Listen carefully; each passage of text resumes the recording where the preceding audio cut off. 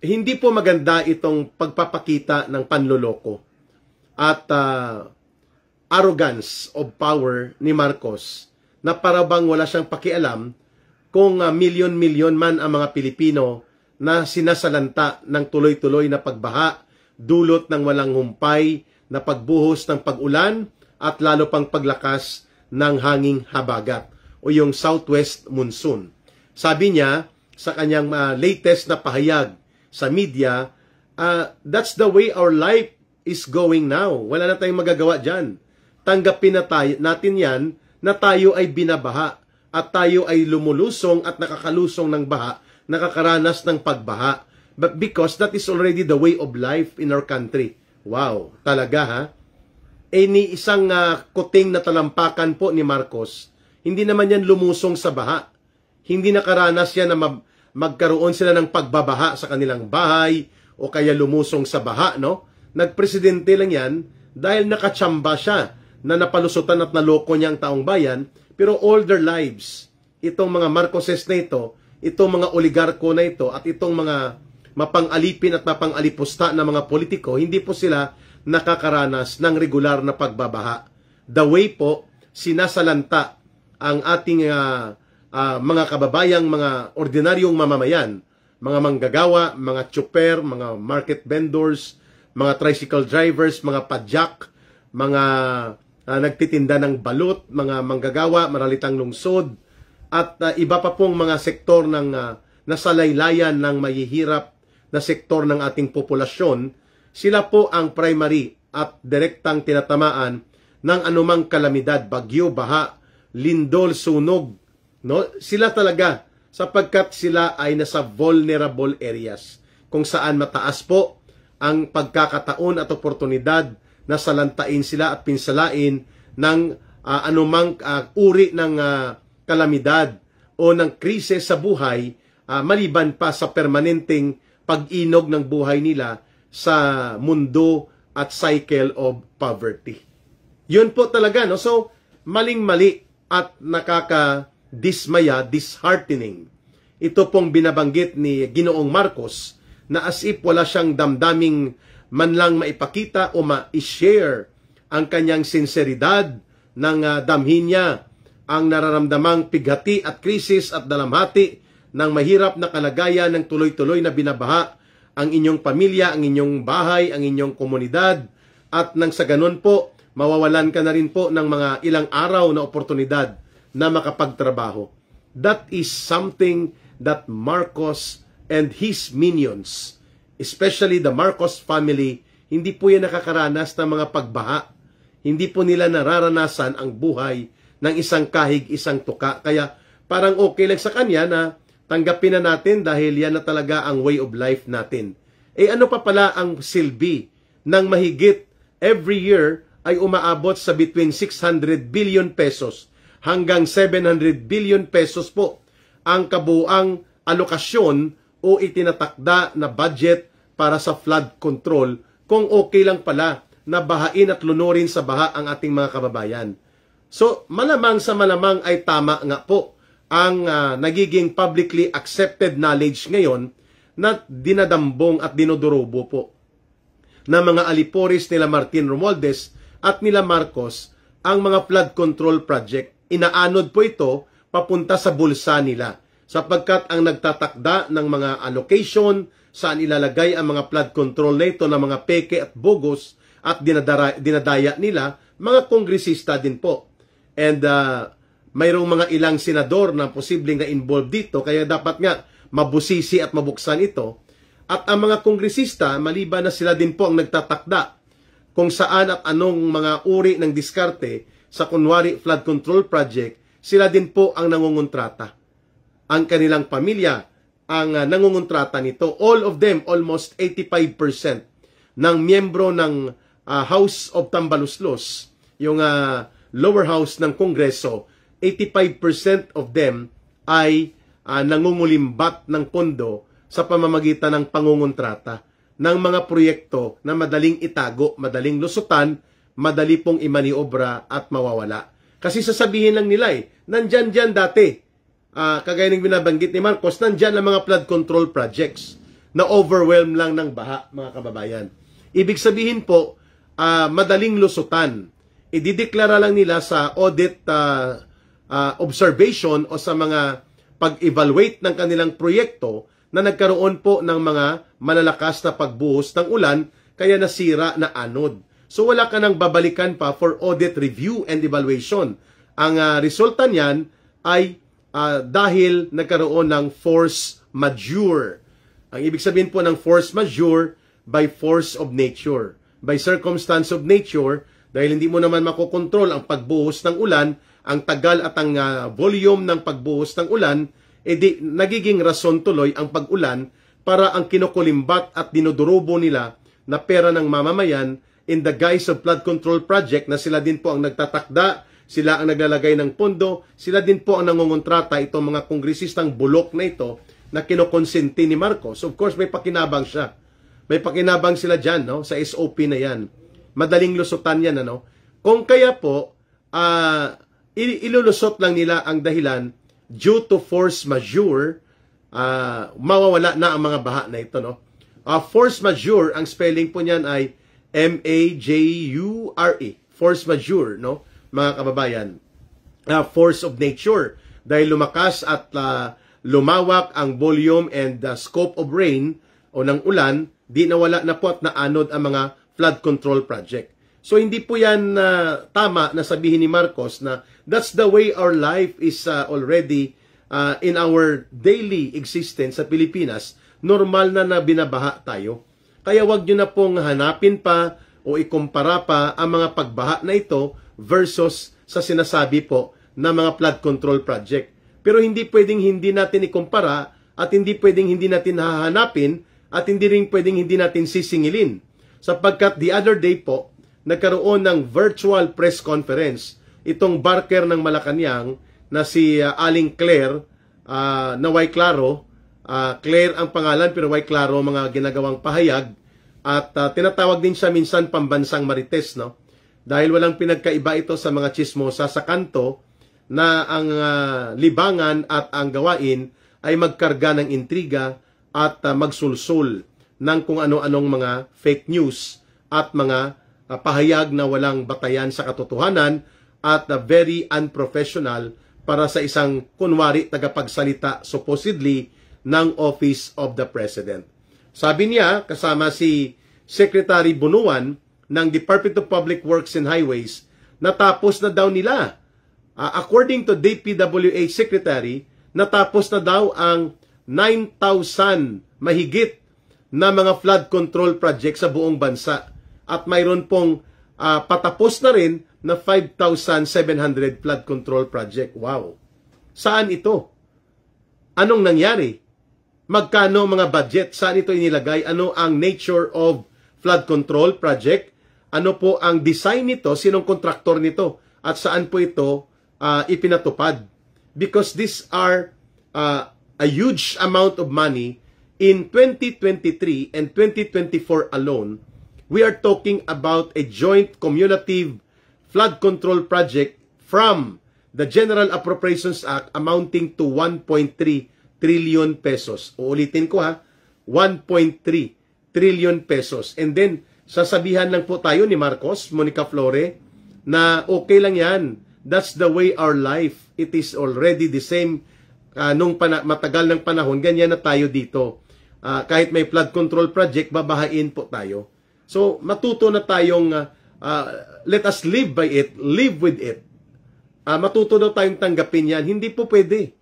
Sapagkat okay lang kung alam namin at alam ng sambayan ng Pilipino na hindi nyo po dinodorobo, hindi nyo kinukulimbat at ninanakaw ang hundreds of billions na mga pondo na inyong minamaskara at pinapalusot na mga flood control project. Siguro medyo hindi mabigat ang dating ng statement ng inutil na presidenteng ito na sasabihin niya, that's the way our life in the Philippines already.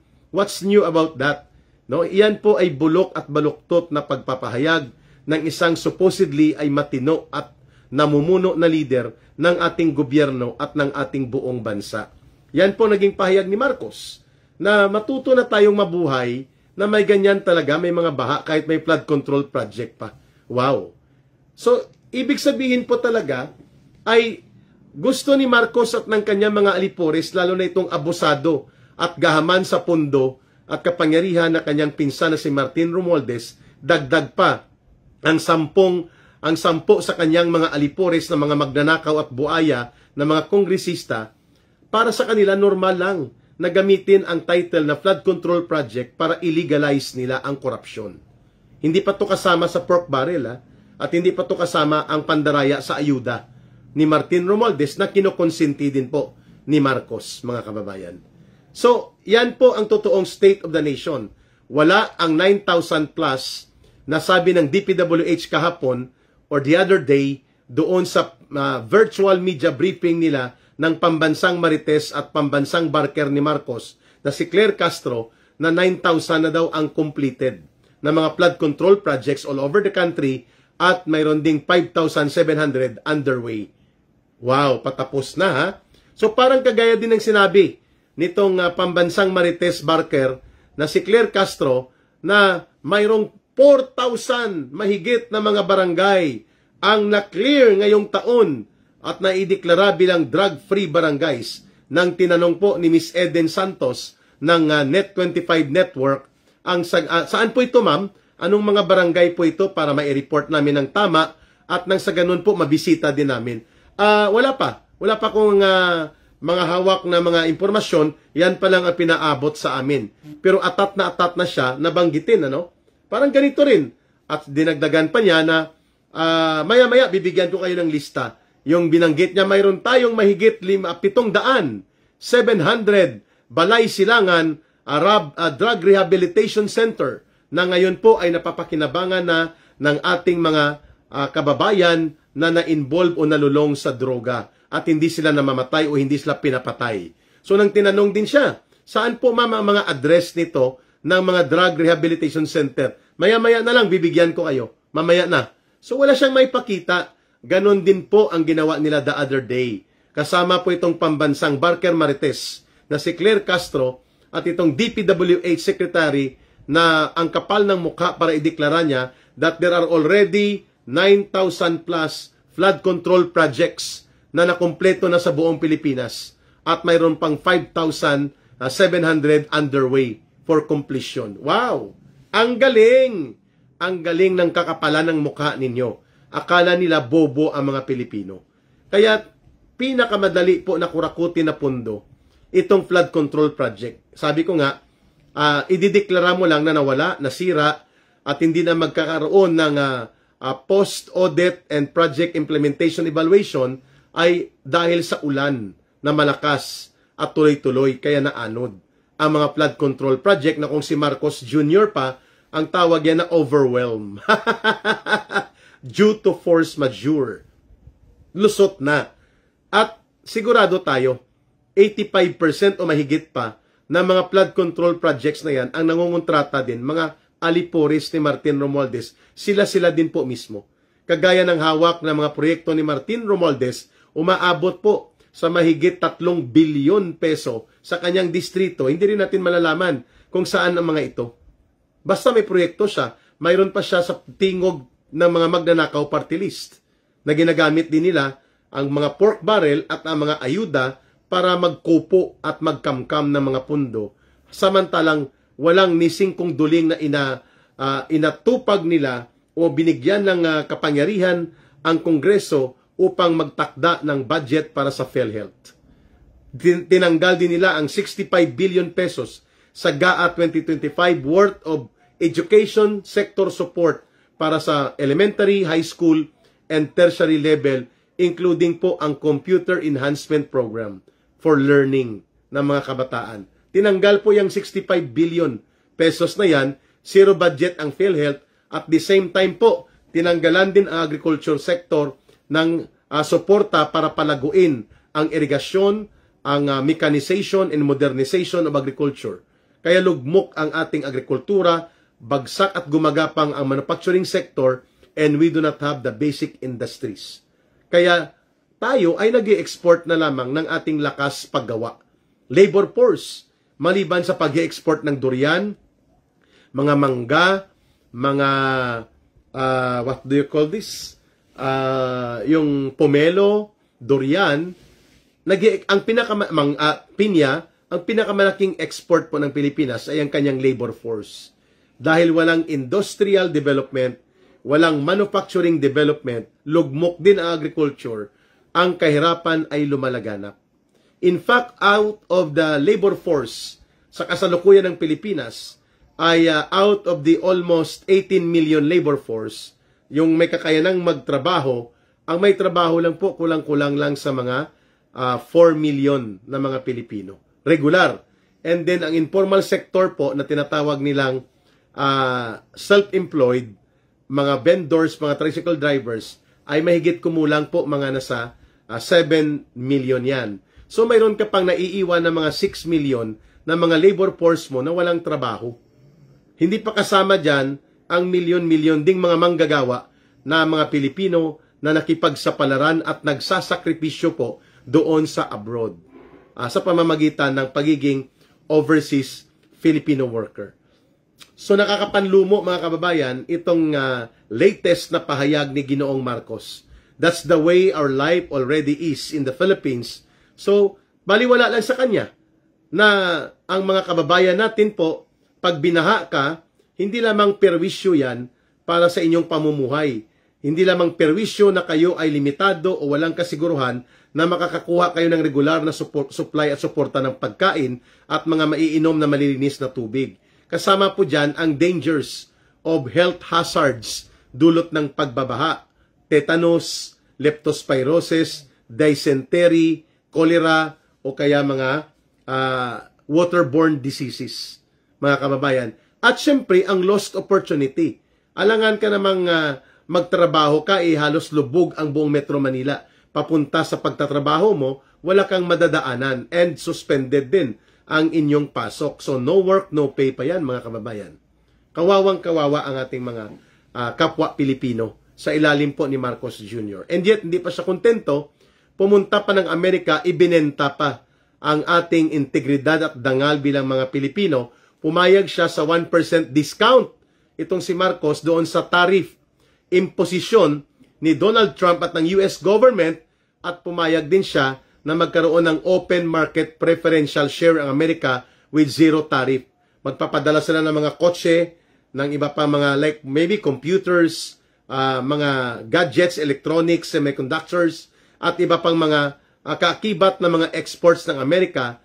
Pag dineklara nilang ito ay open market share, open market preference, zero tariff yan sa Pilipinas. Ibig sabihin, hindi tayo pwedeng maningil ng buwis at customs duties para yan sana doon sa ating revenue and finance generation ng ating bansa. So, paano naging makatarungan yan ang ganyang uri ng kanyang representasyon sa Estados Unidos na ultimo 1% lang po ang kanyang nakuha doon na discount, 19% pa rin ang minimum tariff na ipapataw sa lahat po ng mga Philippine exports na papasok sa anumang teritoryo ng Amerika o anumang state na nasa ilalim po ng Amerika. Pero kaakibat niyan, maliban na binigyan lang tayo ng 1% at makukuha ng Amerika yung open market, fair market preference nila with zero tariff in most of the high-end and lucrative exports ng Amerika, hindi tayo makakapaningil ng karagdagang taripa at customs duties and revenue, aba, nagdidikta pa po itong Amerika sa pamamagitan ng pinapaikot ngayon nila Marcos na US-Philippines Reciprocal Trade Agreement na sa katotohanan po at sa kanyang kaibuturan, ito ay unilateral, onerous, and scandalously anti-Filipino at makaisang panig na nagbibinipisyo po ang Estados Unidos dito sa US-Philippines Reciprocal Trade Agreement Framework na pinirmahan ni Marcos. Hindi lang nila in-announce, and even Donald Trump was very active in announcing earlier on doon sa kanyang social media platform na Truth Social na hindi lamang economic dialogue ang naging maganda, ang kinahihinatnan daw ng paninikluhod ni Marcos sa harap ni Donald Trump no, doon sa White House. Napag-usapan din po nila, mga kababayan, ang military joint cooperation with the Philippines and the U.S. Armed Forces and the U.S. Defense Department. Kagaya po ng pagpapalakas at paglubusang pag-operationalize ng tinatawag na Visiting Forces Agreement, VFA, na ipasa po ito sa panahon ni Fidel Valdez Ramos nang siya pa po ang Pangulo ng bansa, and before siya bumaba ay pinayagan niya na palusot ito sa Senado. It was ratified by the Senate, itong Visiting Forces Agreement o VFA, kung saan pinapahintulutan po ng Pilipinas na mag-resupply, mag-refuel at magkaroon ng R&R and temporary hanggang 60 days na pag-ikot sa Pilipinas ang mga US military forces at pati na po ang kanilang mga barko at eroplanong pangdigma. Pwedeng maglabas-pasok po sa ating bansa. Yan po ang Visiting Forces Agreement.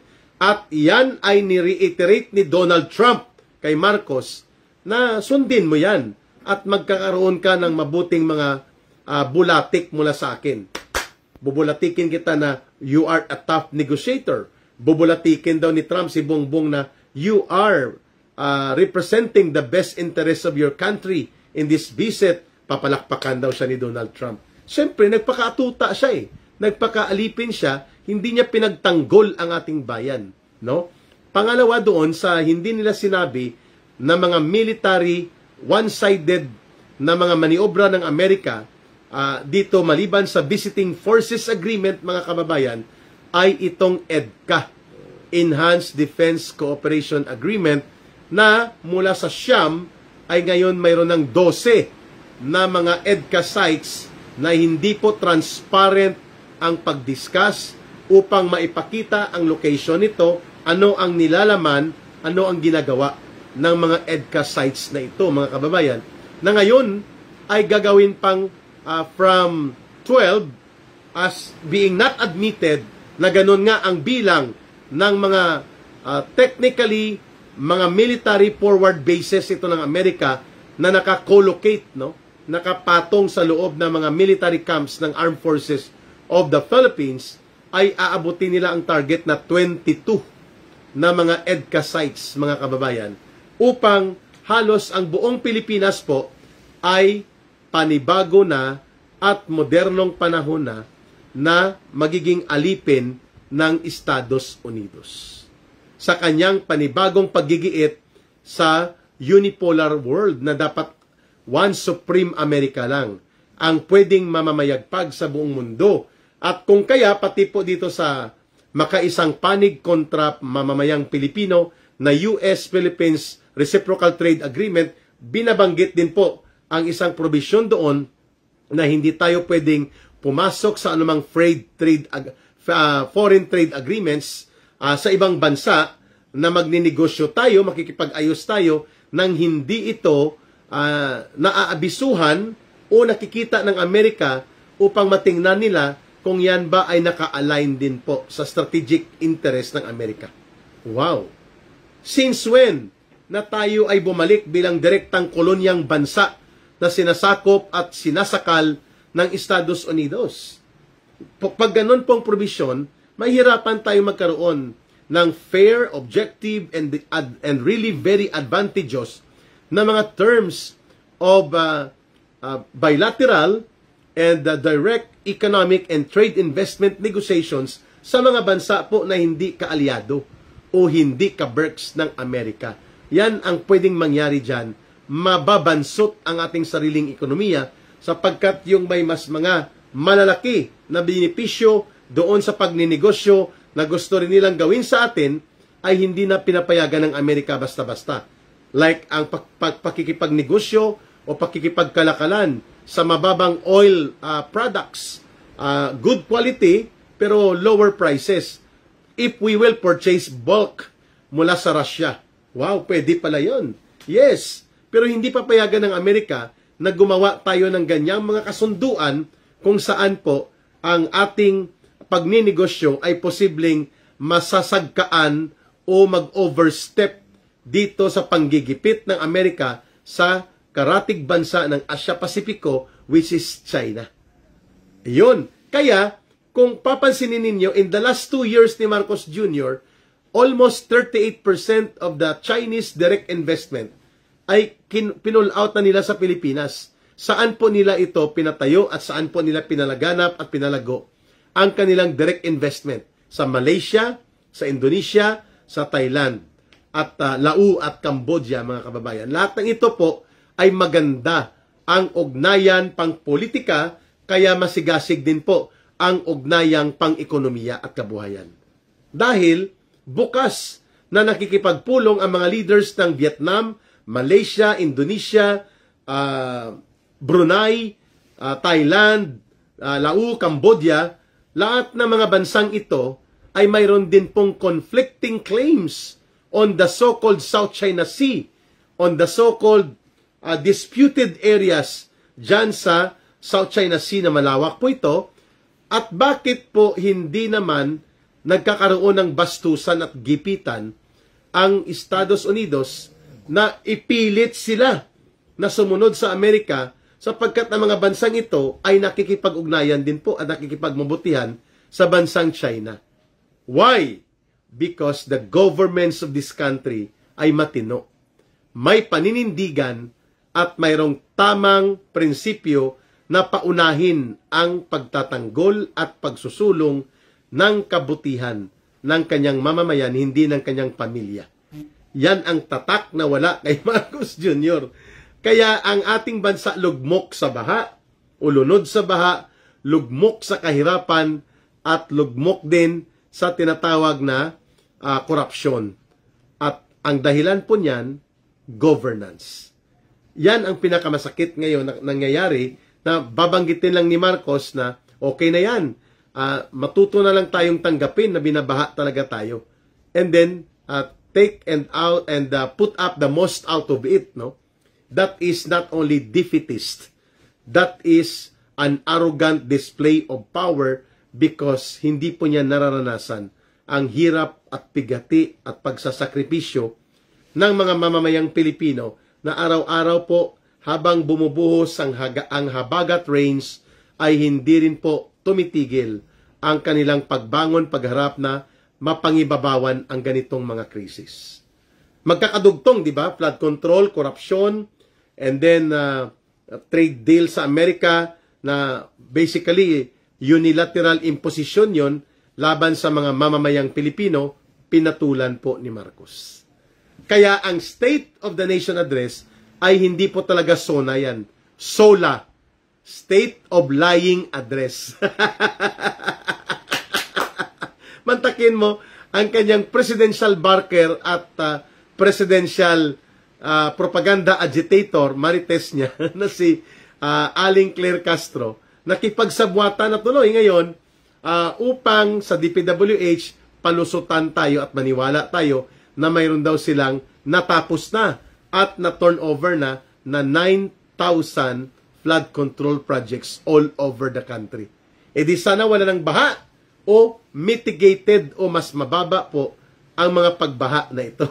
Hindi, lumawak pa. Mas dumami at mas lalo pa pong naging seryoso ang pag-iral ng mga kalamidad ng pagbabaha. Kaya, malinaw na dinidiskarte lang itong mga flood control project para lang po ito sa bulsa ng mga magnanakaw, mandurubo at mandarambong na mga politikong mini-maintain ni Marcos at ng kanyang pinsan bilang mga kaaliato nila. Mga kababayan, terrible ang sitwasyon na ito. So, korupsyon, yan ang pinakamarka. Kung hindi kinukurakot ang totoong flood control project po, ang mga waterways na hinahawan, inaayos po ang daluyan, hindi mangyayari po ang ganito katindi na mga pagbaha.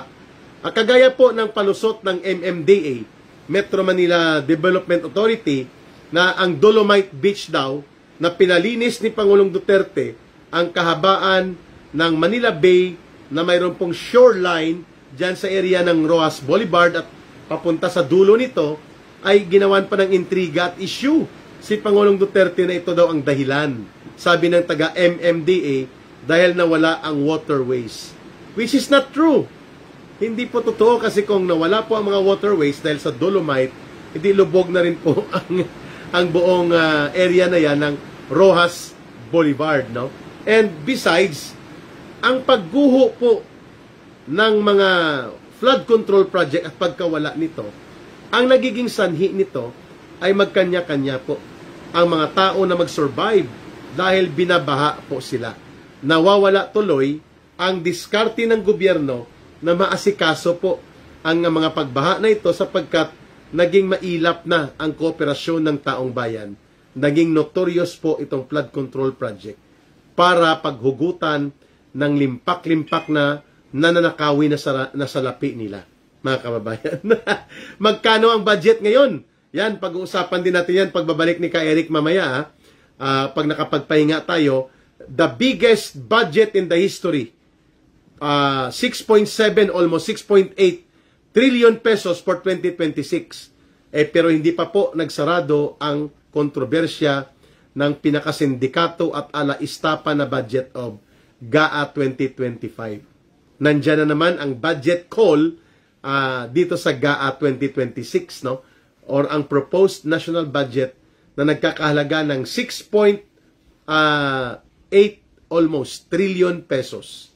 Samantalang ang actual capacity po ng ating customs collectors, ng ating mga income generating services ay umaabot lang po yan ng mga 4.8 trillion pesos. So kung mayroon tayong budget na mga 6.7 or 6.8, that means mga kababayan, aabot po sa mga almost 2 trillion pesos na naman ang uutangin ni Marcos at nila Tambaloslos sa pagpasok po ng panibagong fiscal year for 2026. Taon-taon na lang po, hindi nababawasan ang ganitong kalagayan kung saan lugmok na lugmok ang ating mga kababayan sapagkat ang budget na napakalaki hindi naman napupunta sa kanilang kapakinabangan. Instead, napupunta po ito sa bulsa ng mga magnanakaw, buaya, mandarambong at durubo na mga politiko, lalo na po sa House of Representatives. Kaya, nakakalungkot po na ang budget ay napakalaki, subalit ang pakinabang ng taong bayan, wala. Dahil ito ay formalidad lamang ng isang legal corruption in the guise ng ginagamit nila ang budget para palusutin ang mga pork barrel, ang mga pandaraya sa pundo. Yan ang katotohanan, mga kababayan. Mantakin mo, magbabudget ka ng 6.8 trillion pesos ang 2026 budget at ang collectible capability for revenue is around only mga 4.8 trillion. So mga almost 2 trillion po ng ating budget ay manggagaling sa pangungutang, manggagaling sa pagbebenta ng gold reserves, manggagaling po yan sa pag-cut ng budget para sa sektor ng edukasyon, sa sektor po ng mga pangkalusugan, at ang sinasabi nilang non-revenue performing na mga assets and agencies of government ay tatanggalan din po ng mga karagdagang serbisyo at ganon din po kukulimbatin ang kanilang pondo. The way Marcos, Romualdez, and Ralph Recto maneuvered their way na makuha po nila at least ang 60 billion pesos noong June 2022, the other day, June 2024, para po gamitin nila, sabi ni Ralph Recto sa oral argument sa Supreme Court, dahil kinapos daw ang budget para sa flood control at iba pa mga infra projects priority ng gobyerno ni Marcos Jr. Kaya kinulimbat nila ang 60 billion pesos ng PhilHealth. Hindi nila naubos, no? Pero mukhang ipapabalik sa kanila ng Korte Suprema. Ang argumento nila, mga kababayan, ay ito daw ay kailangan. Ang mga budget na ito ay kailangan punduhan dahil nagkaroon na ng allocation yan, pero na short lang. Yan ang ginagawa ni Ralph Recto. Nagpapasa sila ng mga karagdagang mga buwis at ang tinatamaan po ay ang mga kababayan nating nasa lower middle class, and pati po sa mga ordinaryong kawani ng gobyerno, ordinaryong mga professionals, and of course, mga manggagawang bukid, katutubo, mangingisda, at ang mga totoong sektor na nasa laylayan ng ating lipunan. Sila po, mga kababayan, ang hindi nakakakuha ng tinatawag nating makatao na kalinga at suporta mula sa gobyerno. Itong mga kababayan natin ay kung bigyan man ng ayuda, ginagamit pa po sa political game nila Marcos. Wow! May hawak ako dito, may pinorward sa akin. Dati siyang nasa Department of Finance, senior officer yata dito, senior director. Gin-compare po kung paano nangungutang ang mga gobyerno mula sa panahon po nila Gloria Macapagal Arroyo, Noynoy Aquino, Pangulong Duterte, and Bongbong Marcos. No? Hindi na natin sinama, pati kay Ramos sumama pa, isinama, kay Joseph Estrada. Gusto kong talakayin siya, no? Pero nandito kasi sa cellphone ko. Let's try to discuss it, ano? Paano po minamanage ang utang at anong epekto nito kapag hindi mo napigilan ang korupsyon. At hindi mo rin napigilan po na magkaroon ng sistematikong pandaraya like flood control project among others at iba pang pork barrel nila na isinisingit nila dito sa deliberation ng budget. Tama na ang panlililang. Tama na ang panggigipit. Panahon na para manindigan. Panahon na para lumaban. Kasama sina Dr. Lorraine Badoy, Jeffrey K. Eric Celis at Atty. Marlon Gusantog. Walang inukurungan, ilalantad ang katotohanan. Kasama mo ang bigwas ng agila, lakas ng bayan, tinig ng katotohanan.